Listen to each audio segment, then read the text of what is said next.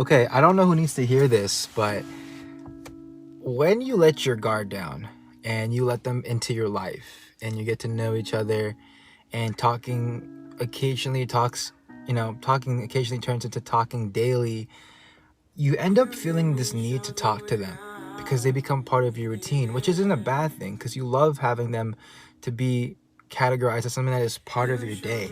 You start feeling like when you wake up, you want to see what they're up to. Before you go to bed, you want to see how their day was. You want to check up on them. But then you get to the point when you realize that maybe it's just you. Maybe you're only the person, maybe you're the only person in this relationship or whatever you want to call it that feels this way. Because some people reply back because they want to talk. That's great. But some people reply back because they're bored, or because they feel sad, or they need interaction, or they reply just to respond. And I feel like nowadays it's so hard to understand which is which. And it sucks because this culture, millennials and people around my age are so used to the toxic stuff that when we see genuine kindness, I feel like we forget to understand what that truly takes of a person to actually show.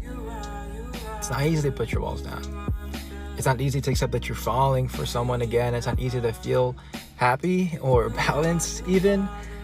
But here you are doing this for this specific person, not really knowing if they feel the same way. And as much as you can hint at it and tell them how you feel, sometimes we don't really understand the message they say back to us. But we're so invested in them already that we would rather live with the fact of not knowing what's going on than understand the fact that we might have to let go. And we start defending them more, telling ourselves that we're in it for the long run, that we're in it because we care about them genuinely. But in reality, while you are doing this, you are hurting your heart. And in that moment, you don't realize it until you start to realize that in those pockets of time where you're not talking, they're not thinking about you the way you are. You'll start to realize that. You start to see them go a day without thinking about you because they don't reach out.